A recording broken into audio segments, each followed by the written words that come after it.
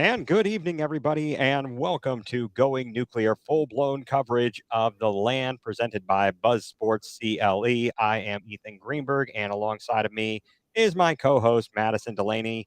Madison, how are we doing this evening besides my technical difficulties?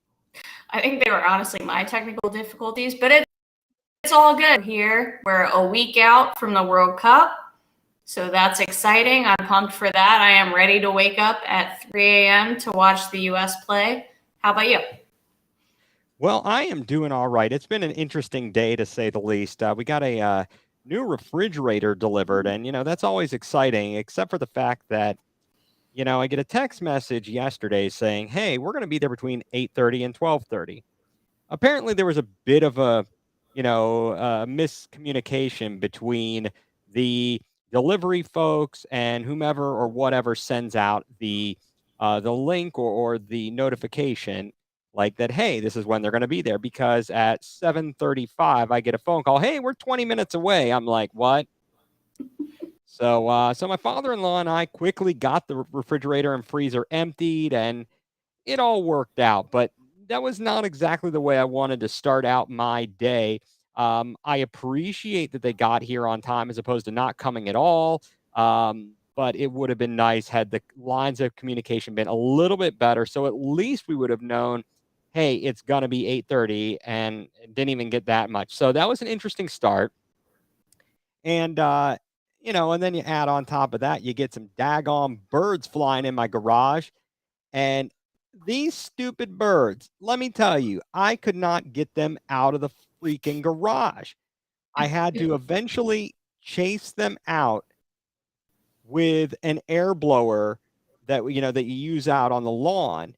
And it was ridiculous trying to get these stupid birds out of here. Eventually, I had to swat at the one bird, and I might have stunned it a little bit. Fortunately, we got it out, and then later on, when I went back and checked, it was nowhere to be found. So that's a good thing, unless a hawk came down and picked it up and ate it. I really don't know what the case may be, but nevertheless, we have survived. It's Thursday. We are here. We are live. It is fantastic.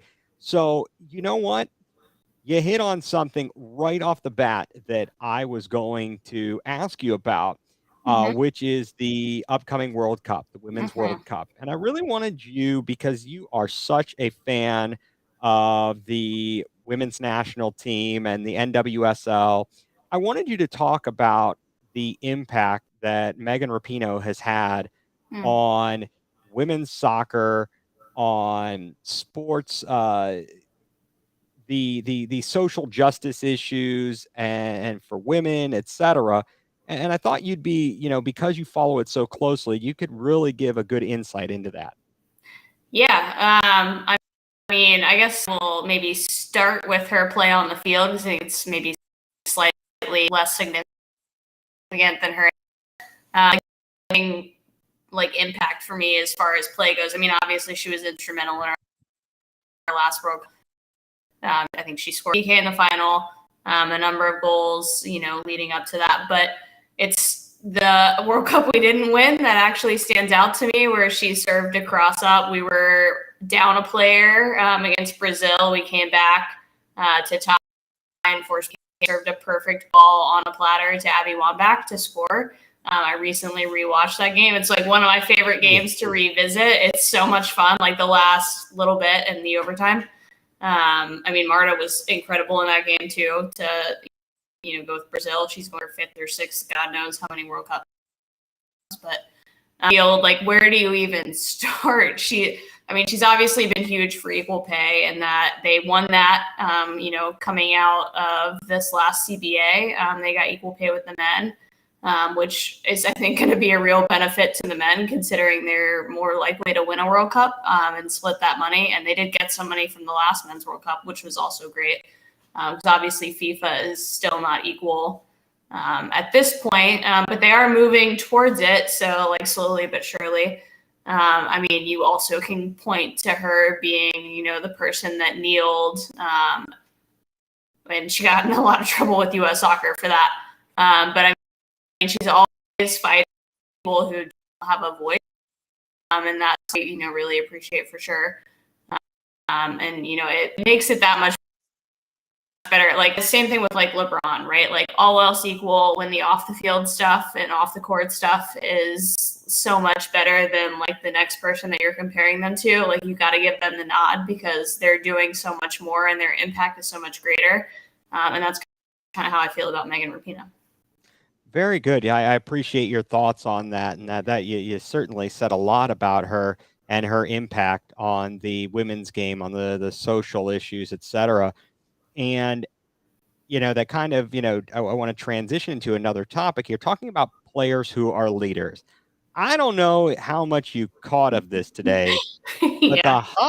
the hot topic today were comments by Malik Jackson, who played one season with the Browns in 2021. And he made comments concerning the leadership qualities of Myles Garrett. So that was like a lot of fodder for everybody to talk about all day.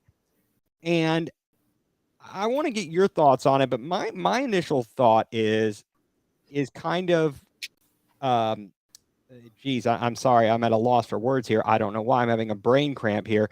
Um, but it's a bit conflicted.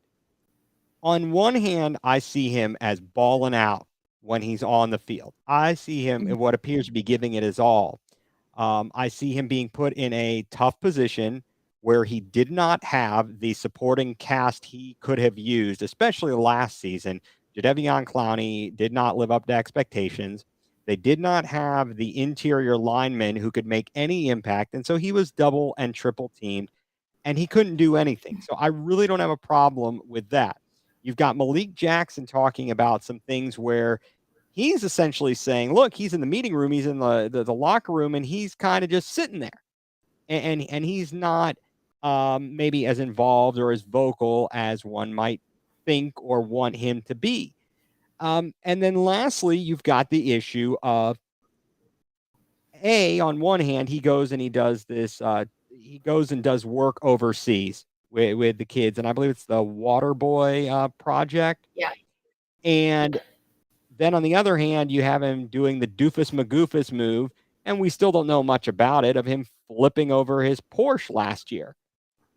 And it really leaves you in a position where I don't know how much more he could do, how much more he should do, if he is in fact the leader that the Browns need. I'm going to fall on the if the 50, the 50-50, I'm going to go on the side of 51 and say he is a good leader. Where do you fall on that and why for Myles Garrett? Yeah, I guess it's a little bit of a complicated question. Like, I am not someone who thinks your best player has to be your best leader. And sometimes they, like, if they don't want that responsibility or they don't lead in a way that the team needs, like, everybody has their own style to leadership. Like, that is fine. Like, you've got to get people, want to lead the team and embrace want to embrace that role, then I don't want to position, like, let him do what he does. He's obvious that we don't need to make him something that he's. Some people, Nick Chubb, for example, is like very, very quiet. Yeah, I mean, maybe he's a little bit different. He's got some semblance of personality, I think, with the team, at least from kind of comments they've said.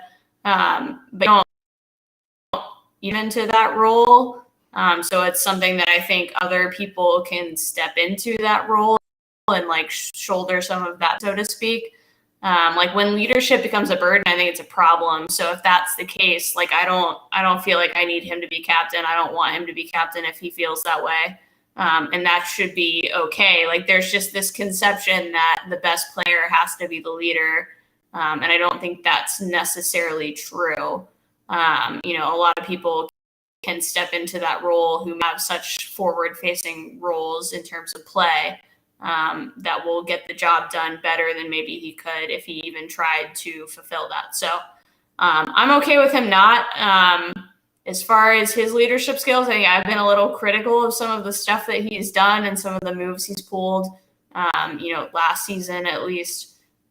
So I am more than okay with him stepping back from that a little bit and just play. So if he's not But I guess the question remains, are the other guys on the team looking to him?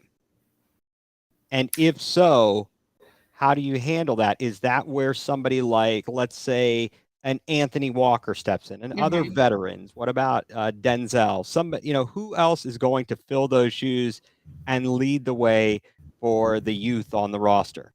Yeah. I mean, it seemed to be a little bit Anthony Walker, who they do a bit.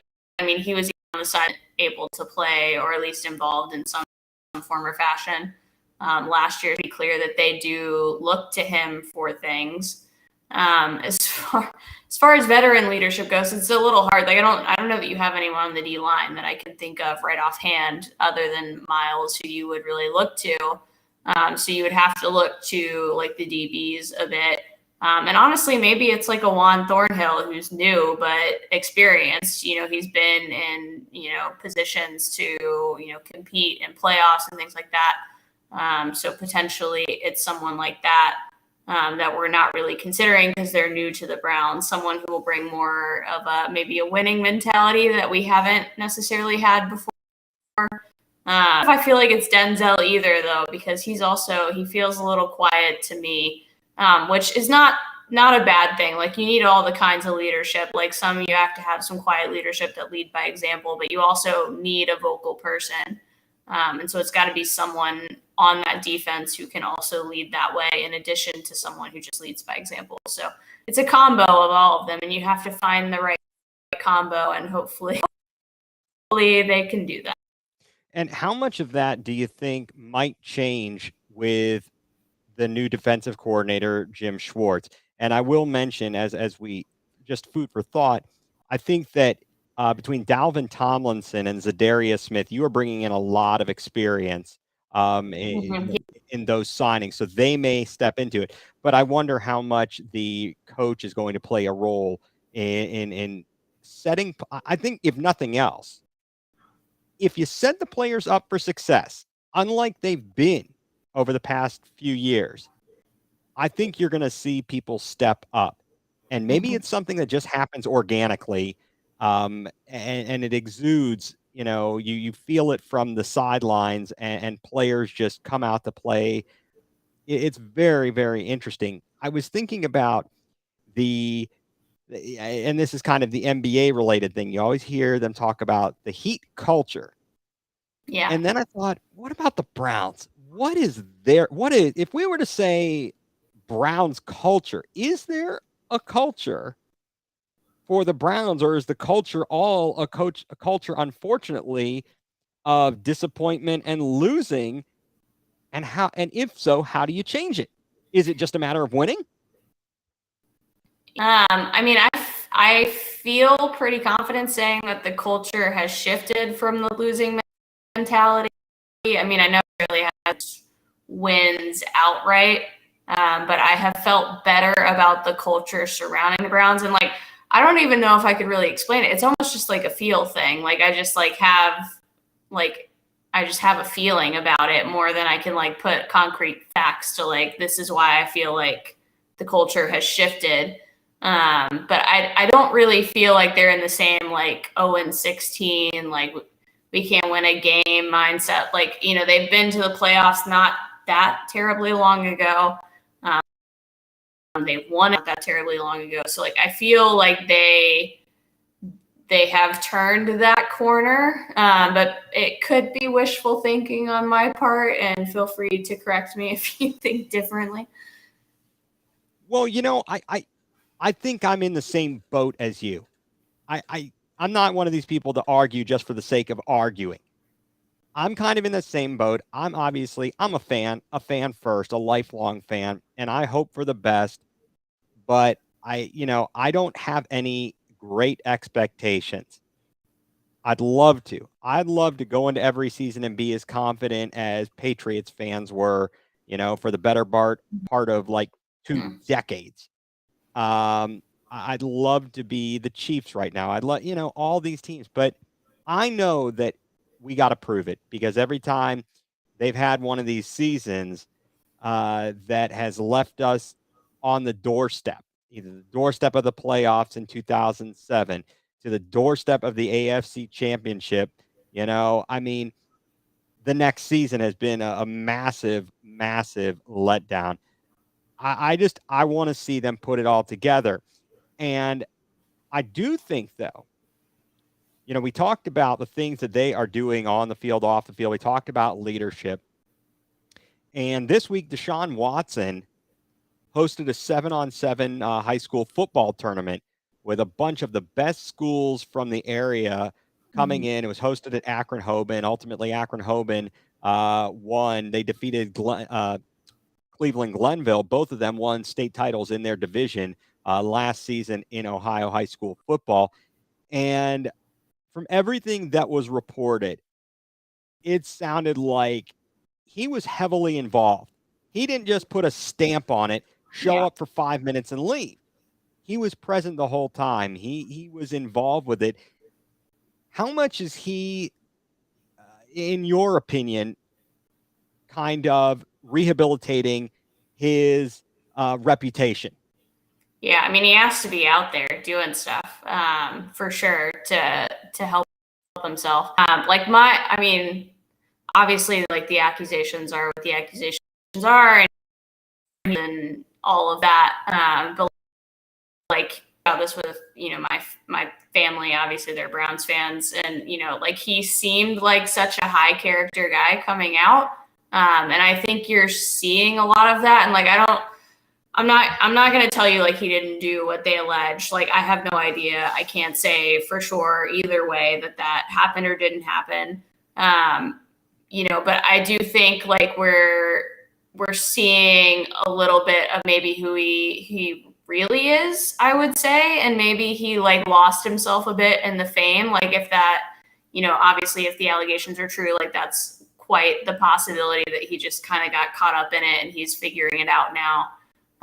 So like, I don't necessarily worry about that stuff. Like, I feel pretty good about the impact he's trying to make on the community. Like, we have seen, I mean, obviously people do stuff in Cleveland, all that stuff, pro athletes, but like, it's like on the level of like LeBron, where you're trying to get involved, point where, it's like you're from here, which is a good thing to see. And like, obviously it helps the community to do those types of things.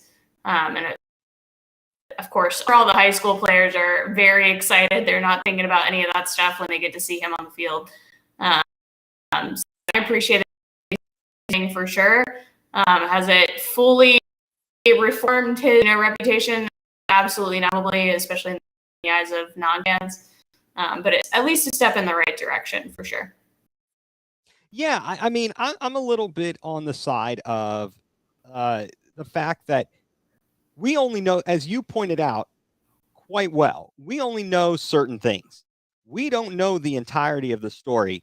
What we do know is that, as it stands, they did not see his actions to reach a level of criminality.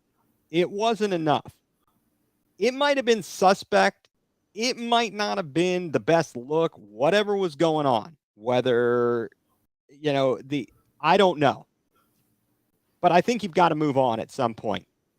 You got a lot. I think the same way. I know it's a lot of allegations, but pro athletes have had time and time again. They've screwed up. They've done some bad things, and eventually you move on from it. I think, other than actually killing somebody, and heck, even O.J. Simpson, and I'm just saying my opinion. It appears he may have done it. Yeah. And but the glove did not fit, so you must acquit.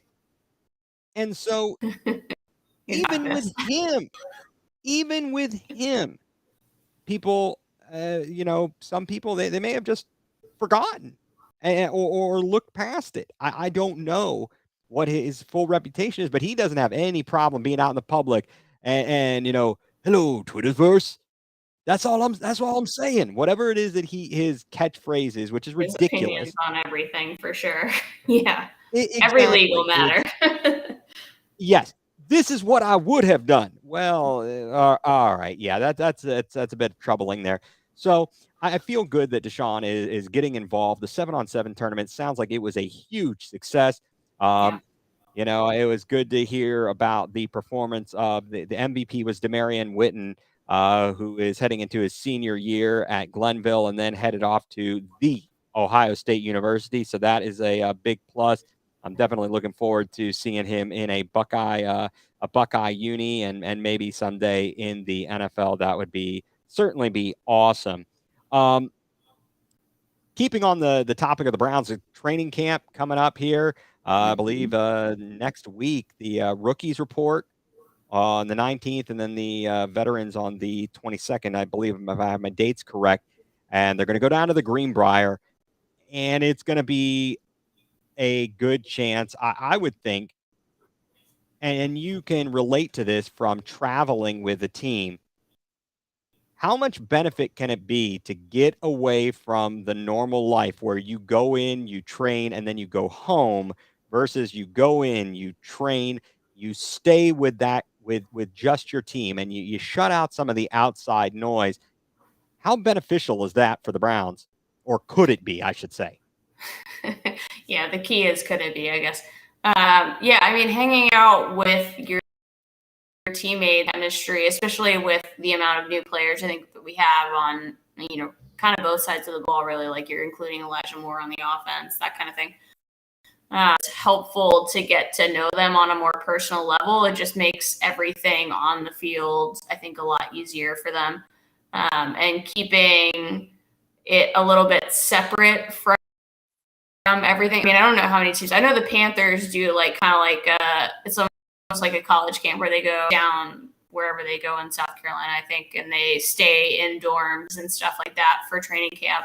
Like it's got that kind of vibe to it where you're really just like hunkered down. You're focused on football, no distractions at all. So it'll be interesting if it helps them out of the gate. Ending up as how bad Deshaun Watson is in week 1. I don't know if you've heard that.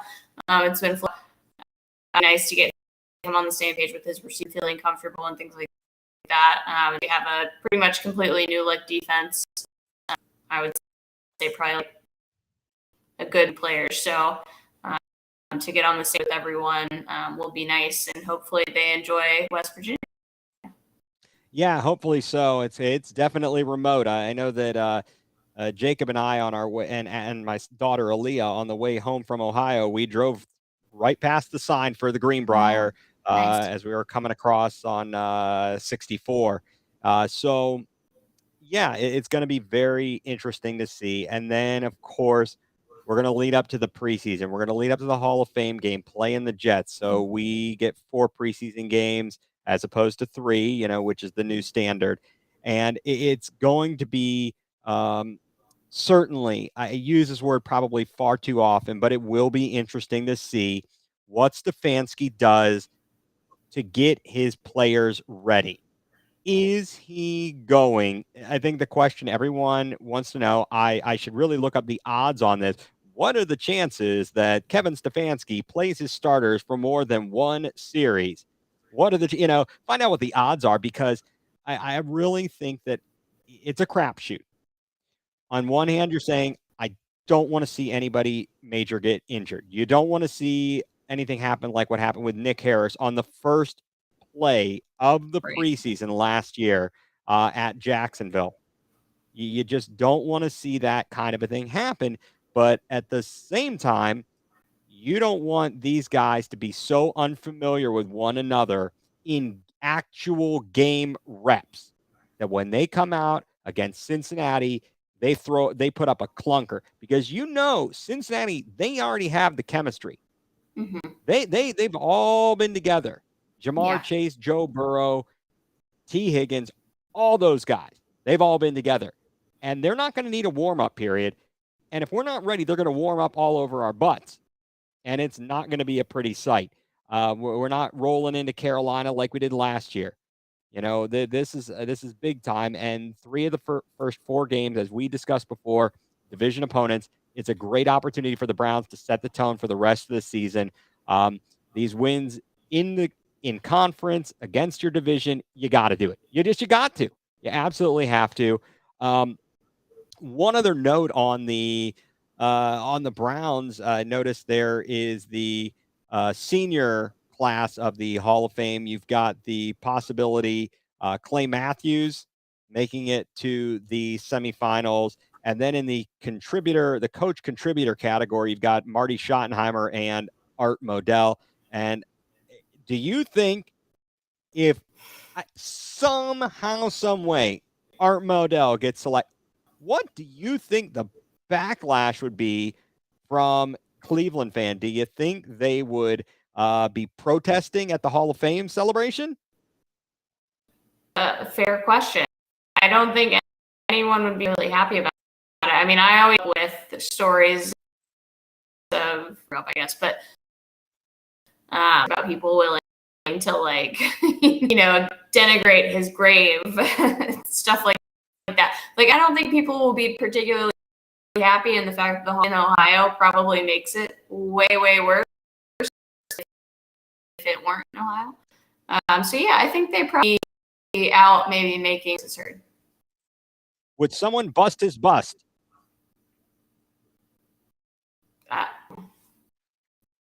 Odds pretty high on that, I think. I would put the odds high. Someone would maybe and oops, they would for it too, I think. Even they would get some notoriety there. They would get some Sir Yacht notoriety if they did that. It might even be Sir Yacht. Who knows? It may be. It may be. That guy has done some crazy stunts. He certainly has made a name for himself. So moving on from the Browns, we've got a lot of fun stuff going on. NBA back in action. Summer League. The Cavs 4-0 in the Summer League. Win over Chicago today, 87-83. I have not had an opportunity to watch much, but I've been reading about it. I've been following what's been going on. And we touched on this. Amani Bates is work in progress. Yeah. Doesn't really ever see a shot he doesn't like. After a few more games, do you have any, kind of more thoughts or feel for the guys that are rookies or second year and have an opportunity potentially to play for the Charge and maybe make the Cavs roster? Yeah, I don't think Amani Bates is the savior that people think he is out of the gates. And it is an interesting because it's between like 3 and D, right? We can hit threes. We also want a person who can defend, defend this stage in his career. Like, he is really ever aware of where his player is, in my view of like he does what my coach used to call a lot of false, where he takes himself out of it pretending to hustle for something. The defensive end needs a lot of work. Offensively, it's people thinking like, okay, Okoro is scared to shoot in the. He is not that. That is, he'll take that shot from the corner all day, every day. And it's fine between the two, and we kind of, I think maybe a little bit of that when we did, like, we're looking for a 3D guy. We really went more 3 than D. I don't think either really are great defender. So, we're focused more on, and he can do that. I don't know how much he'll really play the gates until he can. That's what got Jetty in the doghouse last year, right? It's like he didn't want to play defense, so he got benched for that reason. I do like Luke Travers a lot. He's not going to come over anytime soon, I don't think. Like, he's still playing, I think, over in Australia. Like, I think he's an interesting person to pull in. He's got really good vision. He's really well. He has a lot of, like, he kind of brings some chaos that we're going to miss coming up, which, I thought was fun. I don't know the love of Isaiah Mobley.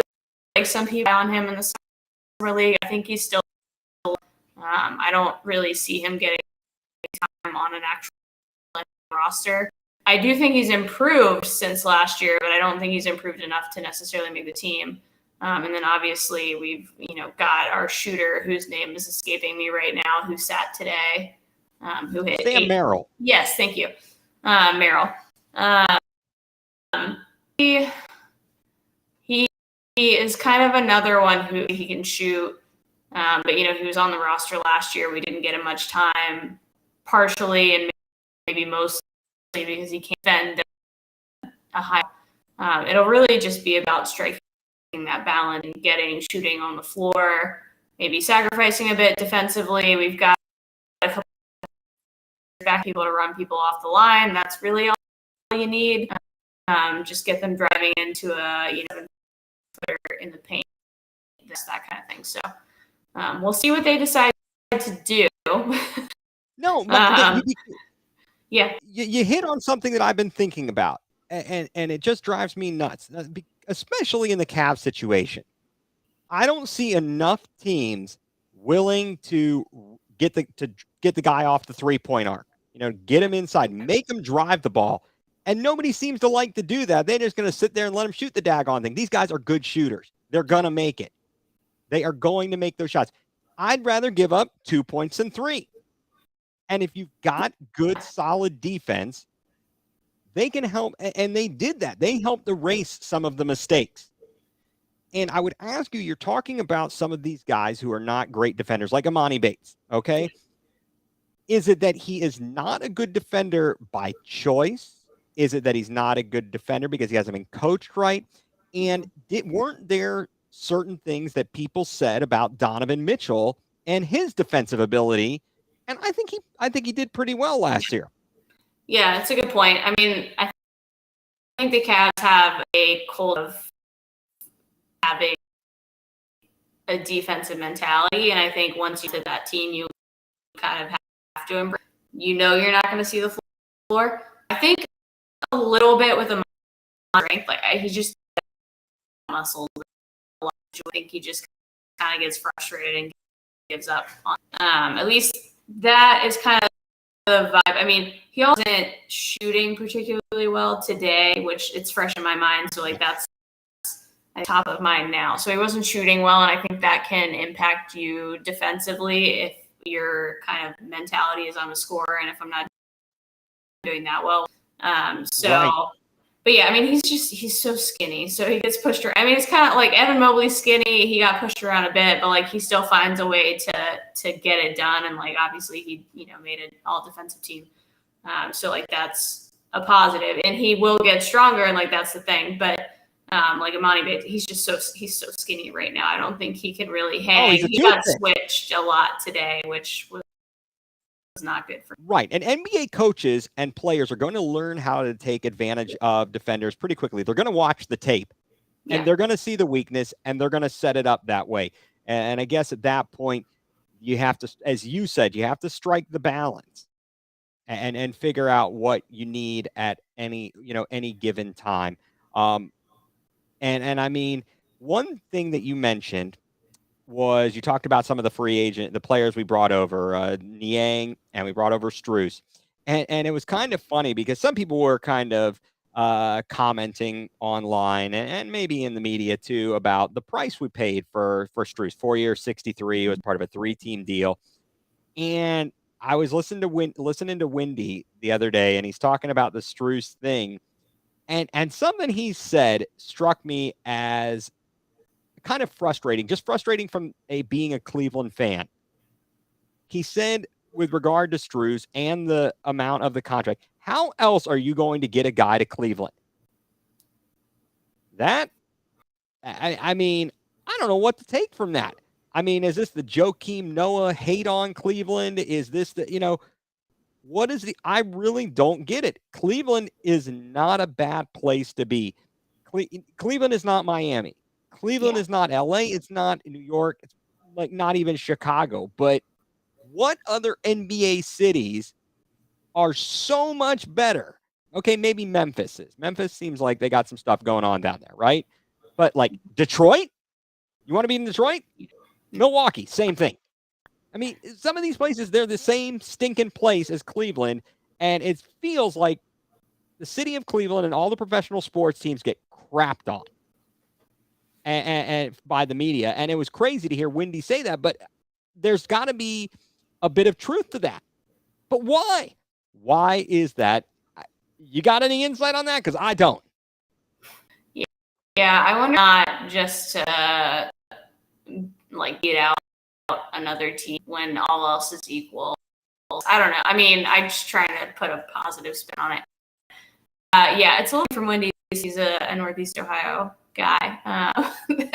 That he would say something like you get to that level and like you feel gated to pile on to the small market teams a bit. But I mean, it was pretty much proven when we had our championship parade. Like, no one's gonna celebrate a champion market team. Well, like they're so appreciative when you get there and when you get over the hump. So I wish he wouldn't have.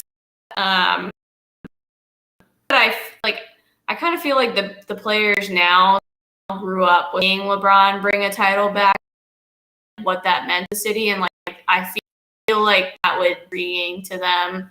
Then going to a big city where you're unlikely to win a championship, kind of thing. Right.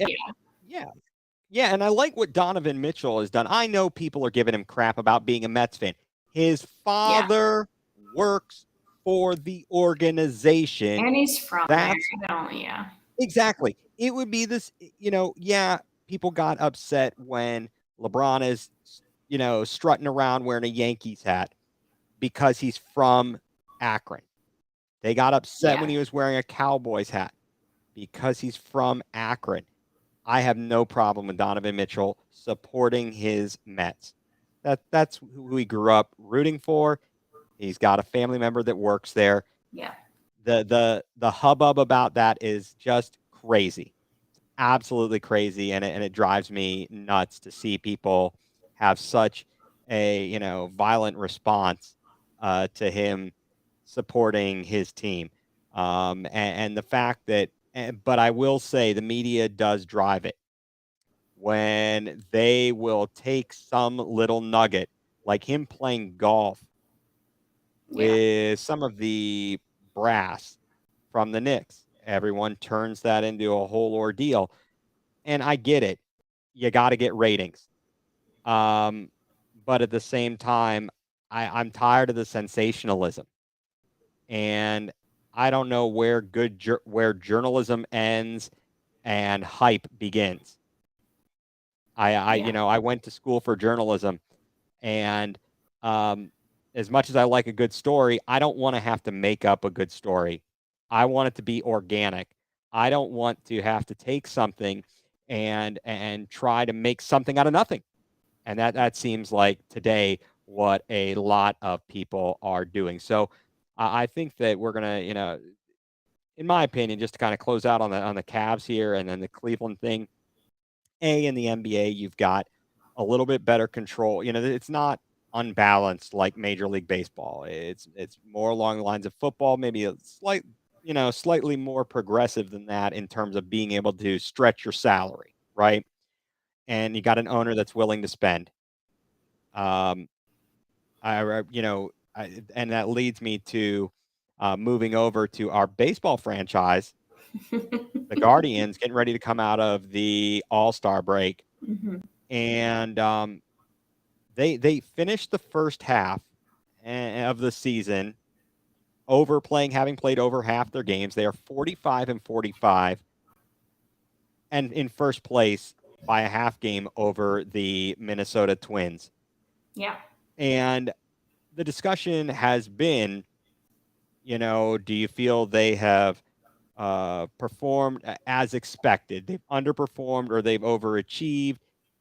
And I gotta say, I felt like after last year, what they were able to do, they returned a good portion of their starting rotation. Mm-hmm. They had a magic. They had a philosophy of how they played and how they hit. It wasn't going to be hitting for power. And so I obviously had high expectations for them to be able to repeat the performance of last season. And in my opinion, they have underperformed. Now, granted, having injuries to your starting rotation with Tristan McKenzie and Savale and then Quantrill, and you're having to turn to rookies like Tanner Bybee and Logan Allen and Gavin Williams and other people, Battenfield, and you're eating up innings with the bullpen, and then you're still not getting a lot of hitting. It's amazing to me that they've underachieved, but at the same time they've overachieved. Because if you look at the offensive statistics, they're horrendous. Yet somehow Josh Naylor is hitting over 300. I mean, that's crazy. And he doesn't go to the All-Star game. Jose is doing Jose things. I mean, I don't know where to think about the Guardians. They start out on the road here tomorrow at Texas. Texas is no slouch. Texas is playing good baseball this season, and then the Guardians go to Pittsburgh. Pittsburgh started off hot and not as much lately. But where do you see things going for the Guardians in the second half of the season? Um, and whether you can include in your thoughts there whether or not you think they're going to make any particular moves to try to shore up the lineup in one form or another. I'll start talking with my dad about it, who's not following particularly closely, but he's like, I feel like they've been losing every game I've seen, and somehow they're in first place, which feels about accurate because it feels like every other day I'll still hear. I do think they'll move. I don't know that it's flash everybody is like kind of hoping for. Like, I mean, we've never spent to date. Why would we go spend now? Like, I don't see that really being a realistic thing. Maybe we deal a pitcher. Do we dip into the farm system to try to get a bat who can help now? You're going to have to if you want. I mean, you honestly probably need a rotational pitcher and a bat. I think you probably need both of those things, and that's not going to be easy to come by. If you want to try to compete, and the question is, are they content with, or do they want to try to push for a little bit more? I mean, obviously you're in first place, and you can try to make the playoffs depending on the moves you make. So the possibilities there. It's just how they believe it's realistic for them to get back, and who they'd get back in a return. And whether they pull the trigger on that, I think they pull the trigger on something. I don't know if it's the big really all. Yeah, I think they've tried to do the big swing, some sort of, a check swing of sorts. They went for the, the ground rule double as opposed to the home run. Yeah. And so far it has not exactly worked out. They have not, the dividends have not been there with the Josh Bell pickup. And other guys just aren't hitting as well. But, the Mike Zunino experience was not good. To say the least, and they really have got to figure it out. And again, I harp on this, but it drives me nuts. And I would love to know what guys in the front office really think. Guys like Chernoff and Antonetti, are they tearing their hair out because their ownership will not spend, and they're being hamstrung trying to bring in the talent? They can't go out and make a move. You got of course, as you're well aware, you're not living in a hole somewhere. Everyone's talking about, Shohei Ohtani's throwaway comments. And I really do think they're throwaway comments, but it makes for good radio. It makes for good talk, sports talk. Who do you want to meet here at the, I want to meet, Jose Ramirez. And I think that really speaks more to who Jose is as a person, as opposed to, I want to play with Jose. Yeah. And we might as well get that out of our mind. Don't even think about it, because no matter what, even if he wanted to, we got some cheapskate owners that ain't going to do anything. I don't mean to, it's so frustrating to know that you have the potential in your franchise that you are not willing to spend the do-re-mi to build it up. I like the draft. We got another catcher, so they got that going for us. More pitchers, right? Yeah, I think we did. No, the first round pick is intriguing. And again, I believe it's Ralphie Vasquez, or Velasquez. I gotta confirm the name, and I really should know these things, but it just came out of left field. No pun intended here or anything like that. That we started talking about it, but from what people have said, it sounds as if he might be one of those guys that if he's got the bat, maybe they might convert him, and he may not play catcher. Certainly, I mean, in the highlights, he can swing it. He certainly can swing it. But again, we have to wait. We don't get instant gratification. Yeah. Like you do in the NBA and in the NFL, where they get drafted and then you immediately get to reap the rewards and see the impact of these guys.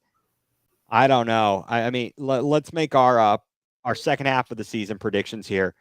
Guardians, let's see. Will they win the Central Division? Madison, your thoughts? I feel like I Yes can or say no? that they will. I say yes. Okay, I'm also going to go yes on winning the Central Division. Will they win the Central Division with a plus 500 record? I will yes, because I think it's again when apparently they can't hit because they hit in June, so I'm gonna 4 months. Yeah, I'm thinking they're 45-45 now. I got 62 games left. Now, I haven't looked at the schedule to see who they are playing, but I'm also it may be a squeaker. It may be 85 or fewer wins. All right. Let's say, do they have any chance of not only winning the Central, making the playoffs? Do they have a chance to at least move on past the opening round of the playoffs? Right now, they would play the host with their terrible record. They would host the Houston Astros, the Cheatstros. That makes me a little less confident. I feel like if they can find a run in there somewhere, like maybe I'm leaning on the past, but like that create whatever it was where we weren't really expected to be good, and they won like 20 something, whatever it was. Right. If we could, I'd feel better about the chances of pulling in playoffs. But yeah, I don't know if I fade about it if we're still kind of hovering that 500 mark, like 1 to 2 to less than 5 games over 500. So we'll see. Yeah, I mean, I definitely would want them. I mean, absolutely. Yeah. Hey, however far you can make it, let's go. Let's go. Right. But do I think they have and they have actually done better against Houston this season than they have in past seasons. But all that being said, my level of confidence is not very high. That they could advance past round 1 of a playoff series. Please prove me wrong. Please prove me wrong in that respect. And I really, honestly, and truly wish that Major League Baseball, I know it's a collective bargaining agreement, and so it's tough to make these changes. But I feel like they have got to level out the playing field, so that you are not having teams that are the haves and teams that are the have-nots, that are scrounging around and don't have the money to spend. This whole mess with Bally Sports and regional TV networks.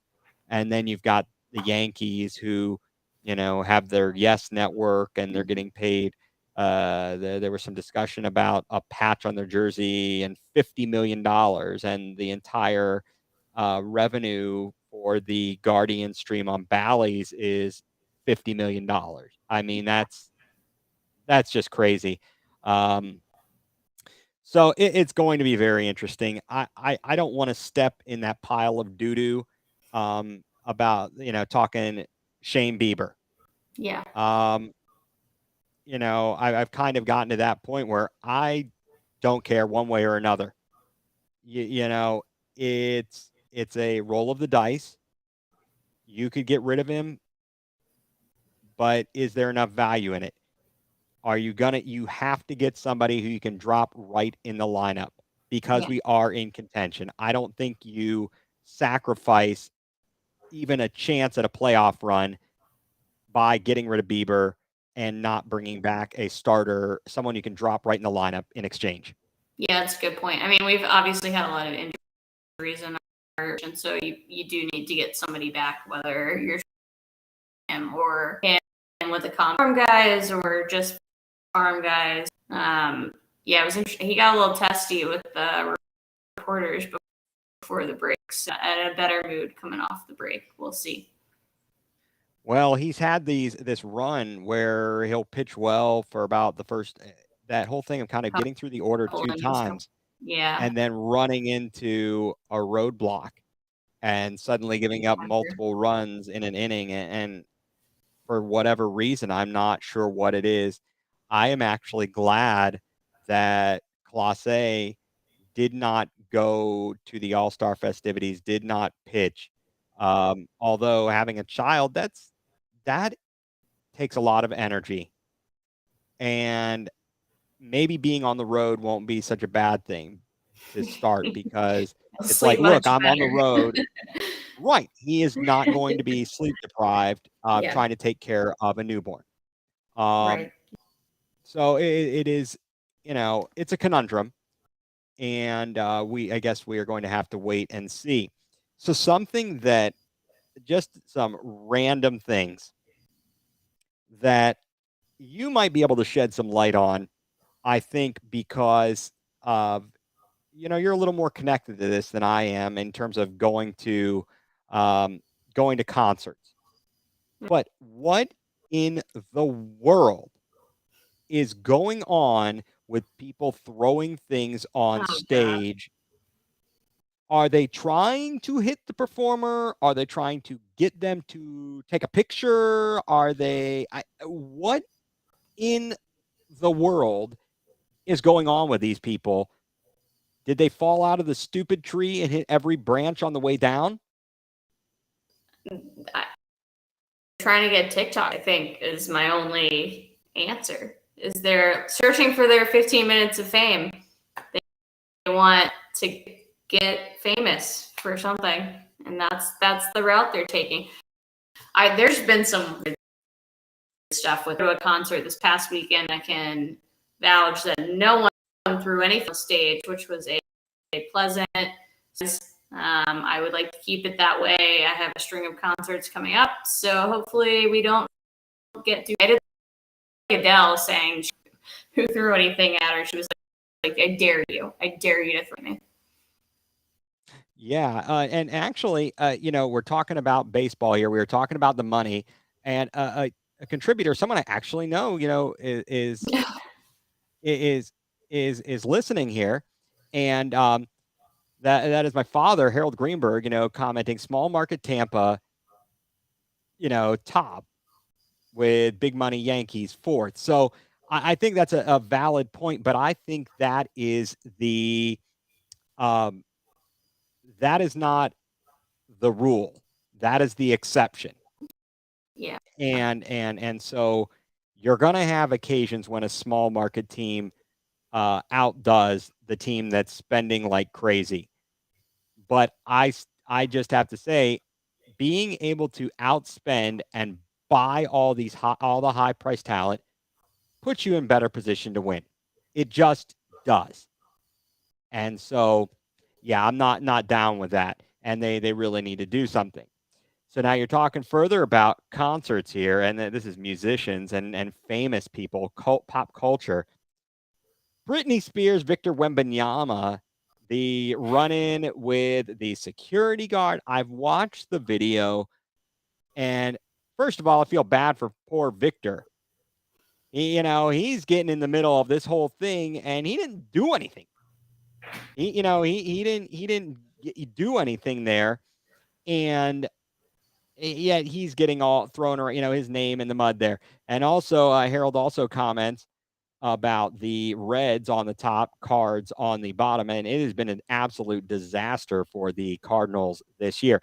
But yeah, this whole Britney Spears run-in, did you watch the video? And if so, what are your thoughts? Um, did she cross a line herself by running up to him through security? I have seen a angle of video. I don't know how many angles are out there.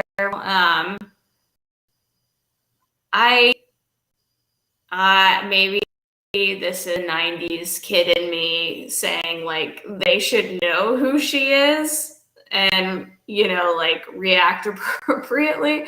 I mean, she obviously did run after him, only tap him on the shoulder from the view that I saw. Like, I don't feel that is deserving of it, which is what it is on the video. But there was another angle out there that maybe showed something different. So I may not have all of the latest information, but right. It's like people it really from is. different generations of each other almost. Well, yeah, because she was popular before he was born. Yeah. She broke onto the scene in 99, 2000. I remember her breaking onto the scene and her early hits and listening to him in college at Kent State. And this guy wasn't even born yet. Yeah. So to him, he doesn't know who the heck this person is. And she's got to realize, like, I understand it's like not a guy running up to a famous woman, with the security guard. And so you think, okay, what's the big deal? But at the same time, people are crazy. People are nuts. To be fair, she is also a little crazy. She is a little wackadoodle.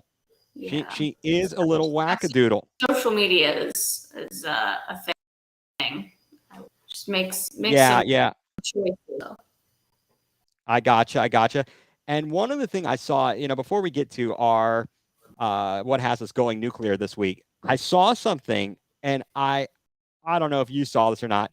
Apparently, Snoop Dogg and one other artist have teamed up with Post Cereal and a company called Broadus, which is Snoop Dogg's actual last name, Broadus Foods, to bring some cereals to the market. Basically, they're ripoffs of other products. You've got Fruity Hoops with marshmallows, which is basically Fruit Loops with marshmallows, or maybe no, it's more Fruit Loops with marshmallows added.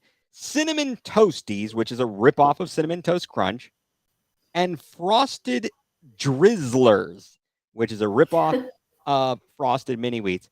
Like, at what point is being a celebrity not enough to warrant putting out a product?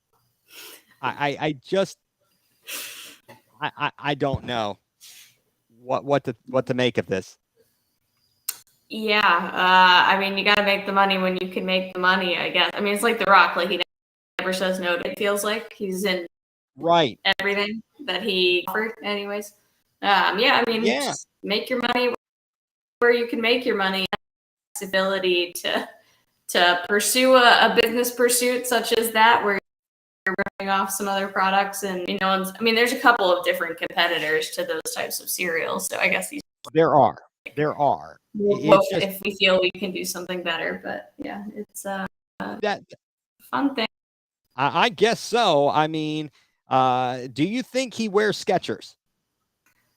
Yeah, I don't think so. I don't think anyone wears Skechers.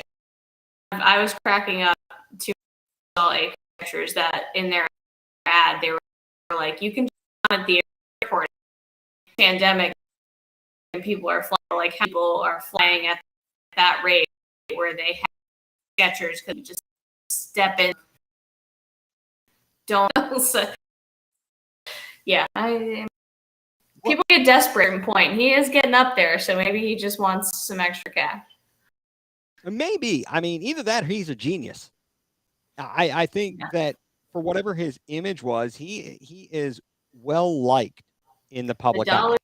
The dollar's right. Yeah, I guess so. I mean, he can drink some Coronas, wear his Skechers, and eat some cereal. I do Sounds like a balanced breakfast for me. Sounds like yeah, that is true. That is true. And on that note, I would like to find out this week, Madison, what has you going nuCLEar? Yeah, I think in honor of the world, of course. All right. think I have to go with a world going nuCLEar. And there's maybe a couple things. Number one, we, as you do, I guess, like there are complaints about the roster and who made it and who should start and start. It's like, I mean, the best. U.S. is number one in the nation.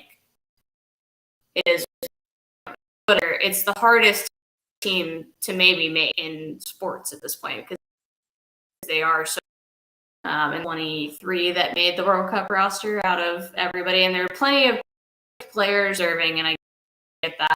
There's people going on like asking for players who play on NWSL teams who are like defenders who are just giving goals at will. And we already took a goalkeeper from Chicago.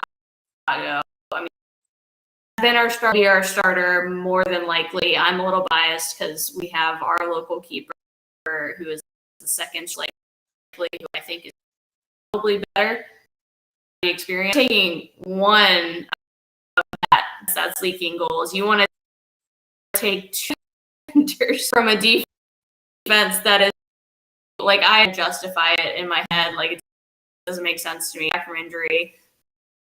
The other maybe she's maybe like I could see an argument like at the same time like club form that and if they're giving up goals like nobody in the NWSL, like why are we trying our players on their roster to make a World Cup team where we do goals? I think partly that, and then partly no one's ever happy with that the coach is doing. Like people complain all the time. I mean, I went to the World Cup final. We won. I went to an after party final and people are complaining about they just won the World Cup. And like that is not like no different than what's happening now. Like we are undefeated in 2023. We went up one goal in this calendar year and people are like, he's not good enough. He's not getting enough out of his play. But I mean, we, have obviously not suffered terribly from it since. We're still number one in the world, and everybody's getting better, and that's true. But like, just take a second and just consider where we are and appreciate what we have, because we're not going to be number one forever. Like, I know we all think that, we want that, we hope for that, and maybe we will. I don't know. They have an attitude that's unlike anybody that we really know, but they're likely not. So at some point they will, and it will be okay. But like, we're just putting things on the coach for the sake of on the coach. We got. Let's just have a good World Cup. Let's have some fun. I mean, the 77 team beat the number enough game. Like, let's have some fun. I like it. Well, we're looking forward to that, and hopefully you'll be able to find time to sleep. It's really, really times for sleep. Knockoffs, 3 a.m. kickoffs. I will do all of it. That is amazing. That is great support there for the U.S. women's national team. Well, something that has me going nuCLEar this week, amongst other things, is the amount of. Let me ask you this: do you ever go to Costco or BJ's or Sam's Club for that matter? I'm gonna be honest. I don't have a membership, but I have gone with like family who has memberships. All right. So when you go at least to Costco and to BJ's and you go to their fuel stations, the gas pumps, they have hoses that no matter which side you park on, the hose will stretch all the way across, even if your gas tank is on the opposite side of the pump. So what has me going nuclear this week are the number of morons I see at these gas stations that will sit and wait behind somebody. I even saw this person honk at a person when there were there were plenty of open pumps. B, they could have gone to the pump, the other side of that pump, and pulled the hose across. It was the most ridiculous thing I have ever seen for this week, at least. I'm sure something else ridiculous will happen that I'll see next week. But the point being, what is wrong with people? When did common sense go out the window? They have giant signs that tell you the hose can be pulled across, park on either side, doesn't matter. And these people can't figure it out. And quite frankly, I can't stand it. I cannot stand it. And that, my friend, is what has me going nuclear this week. In addition to, I'm going to kill that bird that tries to fly into my garage and delivery people that come far too early. So looks like we're going to have an exciting week of sports here with the World Cup coming up here and the Guardians in the second half of the season. 72 games to go. Let's see what they can do. And then we'll bring it back here for next week. We'll start getting into Brown season, which is always exciting. And we'll be looking forward to good times. So that's going to do it here for tonight. Madison, thank you as always. Want to thank Craig Fountain. Want to thank Buzz Sports. We are presented by Buzz Sports CLE. And our Twitter handles are, and both of us, I'm on Threads. You're on Threads. I am. This is my my Twitter and Threads handle. And please follow us, like us, subscribe to our channel on YouTube, and tune in to our show live. Or if you can't catch it live, go to the YouTube channel and catch it at your convenience. And I think that's going to do it here for tonight. Appreciate you all being along. Madison, thank you again. And we will talk to you next week. That's going to do it for Going Nuclear, full-blown coverage of the land.